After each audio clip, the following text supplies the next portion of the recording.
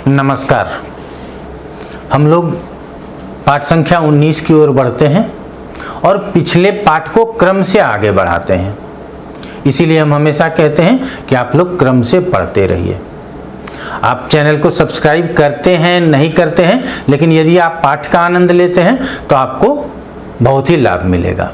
तो पाठ संख्या 19 में आज हम आपको बताएंगे धनु राशि से मीन राशि के विषय में और उसके आकृति की जो विशेषता है और उसका जो प्रभाव मानव जीवन पे पड़ता है, या इस चराचर जगत में हम उसके आकृति से भी कुछ जानकारी प्राप्त करके ज्योतिष को आगे बढ़ा सकते हैं या ज्योतिष में कुछ सीख सकते हैं, इन बातों की चर्चा होगी। तो सबसे पहले धनु राशि की बात कर लेते हैं। ये 9वीं राशि है। हम जानते हैं कि अब आप लोगों को नंबर से याद हो गया होगा। आकृति में आप कहीं धनुष देख लेंगे, लेकिन इसकी आकृति प्राप्त होती है। हम लोग कहते हैं पुरुष के हाथ में धनुष है। इस चीज को बहुत आसानी से समझिए। पुरुष के हाथ में धनुष है और वो धनुष खींचा हुआ है, लेकिन ये अगला हिस्सा है धनु का। पिछला हिस्सा किसका है? घोड़े का है। तो अगला हिस्सा मनुष्य का और पिछला हिस्सा घोड़े का। अब यहां अगला मनुष्य का और पिछला हिस्सा घोड़े का है। इससे क्या प्रतीत होगा हम लोगों को? अब ये ना तो द्विपद है ना चतुष्पद है। हमको क्या कहना चाहिए?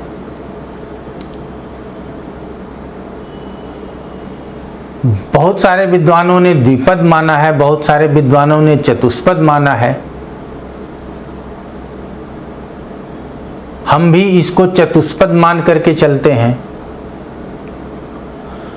लेकिन बहुत आसान है कि हम इस भेद में न रहें, न कोई संशय पालें। एक राशि का मान हम लोग पीछे पढ़ चुके हैं 30 डिग्री का होता है।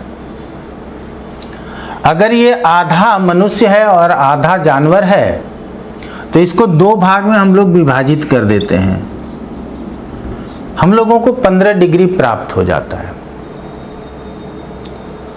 राशियों का महत्व तब और अधिक हो जाता है जब कोई वहां ग्रह स्थित हो, और जब ग्रह स्थित होगा तो आगे हम लोग पढ़ेंगे कि वो उन राशि पे कितने अंशों तक चल चुका है, कितना अंश वो भोग चुका है। अब हर एक राशि को 0 से 30 डिग्री में समझना है हम लोगों को। तो यदि वो 0 से 15 डिग्री तक चला है और वहां कोई ग्रह स्थित है तो हम लोग क्या कहेंगे कि द्विपद में ही स्थित है, अभी चतुष्पद में नहीं गया। और अगर 15 डिग्री के आगे बढ़ जाए और 30 डिग्री के बीच में हो, तब हम लोग कहेंगे कि अब ये चतुष्पद में पहुंच गया है। प्रश्न शास्त्रों में विशेष विश्लेषण होगा, बहुत आनंद आएगा आपको वहां इसको समझने में।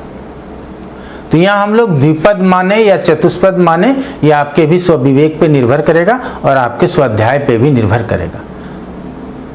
तो हम लोगों ने देखा कि इसको द्विपद भी कहना है, चतुष्पद भी कहना है। विवादों पे न पड़ते हुए गणितीय पद्धति को अपना लेना है कि 15 डिग्री हम द्विपद मान लेंगे और 15 डिग्री हम लोग चतुष्पद मान लेंगे। आगे बढ़ते हुए इसको यह समझना है कि धनु राशि में कहते हैं कि धनुष खींचा हुआ है, अर्थात शस्त्र तैयार है, वार करने के लिए रेडी है। तो क्या ऐसे जातक शस्त्र से काम करेंगे, शस्त्र के साथ काम करेंगे? अब ये धनु राशि है, ये भी जानिए आप। हम जो कुछ भी बताते हैं, हम हमेशा कहते हैं कि हमारे शास्त्रों की बड़ी सुंदरता है, बड़ी गहराई है। हम लोग इसमें जितना डूबते जाएंगे बहुत ही आनंद मिलता जाएगा। ये धनु राशि विषम राशि है, ये पुरुष राशि है, ये क्रूर राशि है, ये अग्नि तत्व प्रधान राशि है, ये क्षत्रिय राशि है।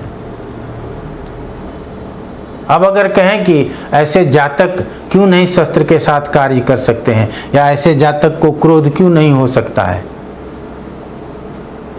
अब ये हम कहें कि ये सतोगुणी राशि है। लेकिन जब कभी भी कुछ करेंगे तो न्याय पूर्वक करेंगे, अन्याय नहीं करेंगे। दशम का विश्लेषण होगा वहाँ समझेंगे, चतुर्थ स्थान में धनु राशि है इसका विश्लेषण चतुर्थ का करेंगे तो वहाँ समझेंगे। लेकिन इसके आकृति को जब तक हम याद नहीं रखेंगे तो हम वहाँ क्या समझेंगे, इसलिए आकृति को याद रखना जरूरी है। अब धनु के बाद हम लोग आगे बढ़ते हैं मकर। अब मकर राशि है और इसको कहते हैं मगरमच्छ।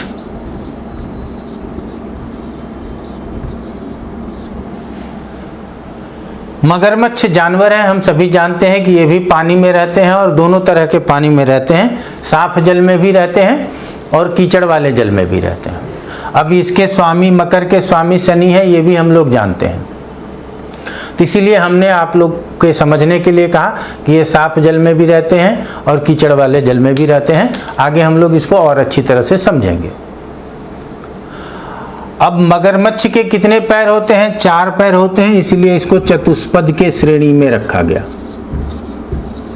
ये चतुष्पद राशि है। तो यहां हम लोगों ने जाना मगरमच्छ रहते कहाँ हैं, निवास कहाँ करते, कितने पैर हैं? 4 पैर हैं, तो चतुष्पद राशि है। तो यहाँ भी जल से बात होती है और कीचड़ की भी बात होती है, अर्थात गंदगी की बात होती है। तो ऐसे जातक बहुत बड़ा काम कर लेंगे। मान लीजिए कि किसी का सिविल का वर्क है, ईंट, रोड़ी, सीमेंट, छड़ आदि का काम है। अगर वो बहुत बड़ा कॉन्ट्रैक्टर है या उसका मालिक भी है तो फिर भी साइट विजिट में तो जाता ही होगा, तो उसको गंदगी वहाँ लगनी है। बहुत बड़ा कारखाना लगा रखे हैं, यदि आप वहाँ विजिट में जाते हैं तो कहीं ना कहीं से आपके हाथ में गंदगी लगनी है। या ऐसे बहुत सारे कल कारखाने हैं जहाँ ग्रीस वगैरह का काम होता है तो वहाँ गंदगी लगती है। तो मकर राशि को कीचड़ से भी जोड़ के इस तरह से हम लोग व्याख्या कर सकते हैं, समझ सकते हैं। परिपक्वता तब आएगी जब हम इसको सिद्धांत के ऊपर लगा करके और रिजल्ट देंगे, सामने बताएंगे, और जब वहाँ से हाथ सुनने मिलेगा तब आपको प्रसन्नता भी होगी। तो मकर, मगरमच्छ, मगरमच्छ की जो प्रवृत्ति होती है उसको भी ध्यान देना है। अब उसकी प्रवृत्ति क्या होती है कि वो जल में शांत पड़ा रहता है, अपने शिकारी की प्रतीक्षा करता रहता है, और जब वो आश्वस्त हो जाता है कि अब यदि हम प्रहार करते हैं तो ये शिकार बचेगा नहीं, तभी वो प्रहार करता है।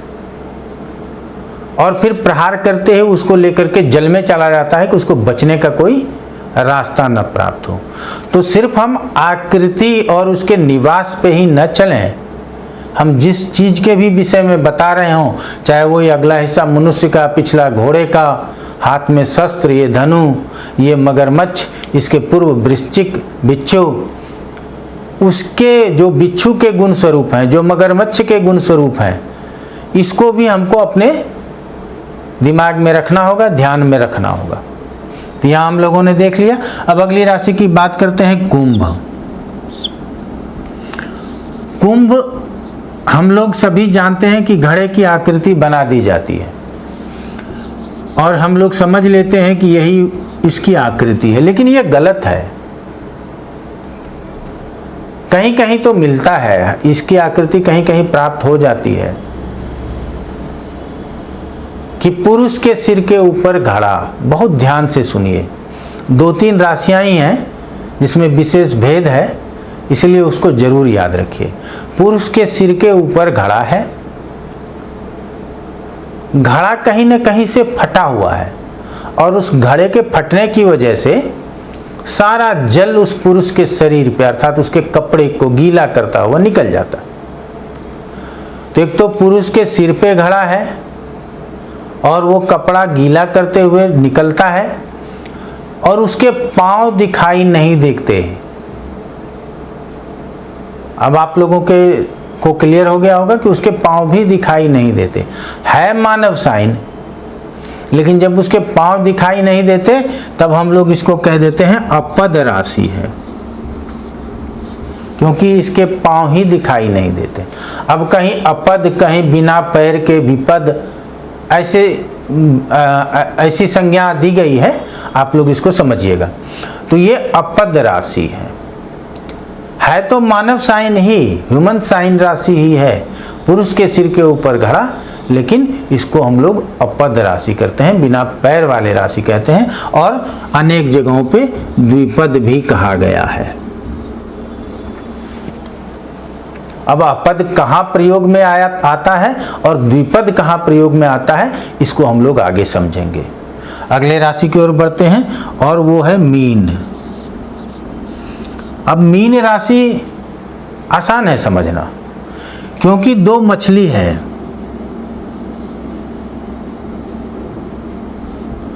अब इस तरह से हम मछली की आकृति आपके लिए बना रहे हैं, समझिएगा। ये दो मछली का जोड़ा है और ये एक दूसरे के तरफ सिर किए हुए हैं।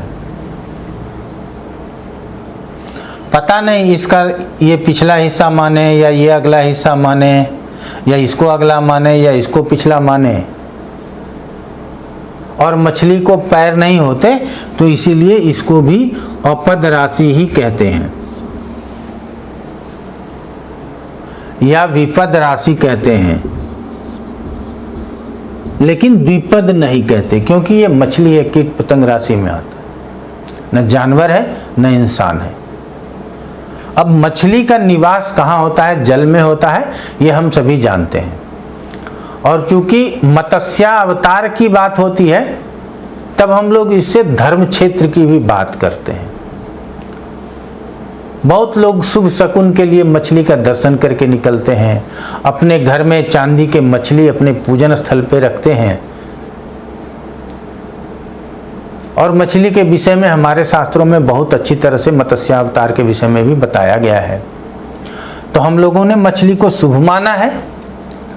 ये अपद राशि है और इसका निवास जल में होता है और साफ जल में रहना इनको अधिक पसंद है। कुछ मछलियां ऐसी भी होती हैं जो गंदे पानी में भी होती हैं, लेकिन विशेषतर मछली साफ पानी में निवास करती है। तो हम लोगों ने मेष से लेकर के मीन राशि तक को समझा और उसके निवास स्थान को भी जाना। ये भी जाना कि कौन सी राशि चतुष्पद है, कौन सी राशि द्विपद है, किस राशि के पांव नहीं होते। यदि कोई राशि चतुष्पद है तो उसका हम विभाजन कैसे करेंगे। हम आप लोगों को मकर राशि के विषय में पुनः बताना चाहेंगे, क्योंकि कहने के क्रम में यहाँ कुछ संवाद हम भूल गए थे। तो मकर राशि जो है वो मगरमच्छ तो है, लेकिन यहाँ भी दो प्रकृति उसमें जुड़े हुए हैं। पहला क्या है कि अगला हिस्सा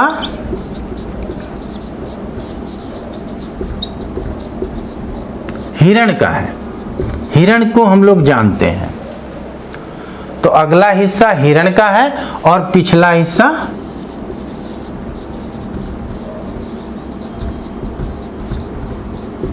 मगर का है, अर्थात मगरमच्छ का है।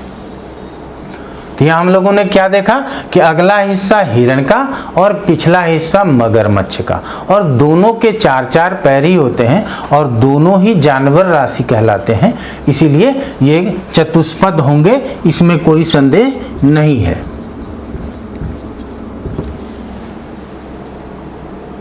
लेकिन कई जगह शास्त्रों में ऐसा वर्णन है कि चूंकि ये मकर राशि और मगरमच्छ के रूप में विशेष लोग जानते हैं, तो वहां कह देते हैं कि चूंकि मगरमच्छ का तो पैर दिखाई नहीं देता, पैर सारे हिरण के ही दिखाई देते, तो इसीलिए इसको अपद राशि मान लिया जाए। बहुत जगह इसको अपद राशि मान लिया गया है, लेकिन हम यहाँ बहुत विरोध करते हुए कहेंगे कि नहीं, यहाँ हम इसको चतुष्पद राशि ही मानेंगे। हमको अपद राशि होने जैसी आज तक हमारे 25 साल के ज्योतिष के क्रम में हमको कभी संदेह नहीं हुआ कि हम इसको अपद राशि मान करके फलित सिद्धांत को करें। इसलिए हम आप लोगों को भी कहेंगे कि आप लोग भी इसको चतुष्पद मान करके ही आगे बढ़ें। तो मकर को भी हम लोगों ने समझा। तो हम लोगों ने देखा कि मेष से मीन तक राशि की जो आकृति है और उस आकृति में जो परिलक्षित जानवर हों, मनुष्य हों, कीट पतंग हों, उसकी जो प्रकृति है, उसके जो गुण और स्वरूप हैं, उसको भी ध्यान रखना है। हम पुनः इस बात को दोहराएंगे क्योंकि आप लोग इसको बड़े आसानी से भूल जाएंगे और इसको याद रखना उचित नहीं समझेंगे, लेकिन इसको याद रखना बहुत ही जरूरी है।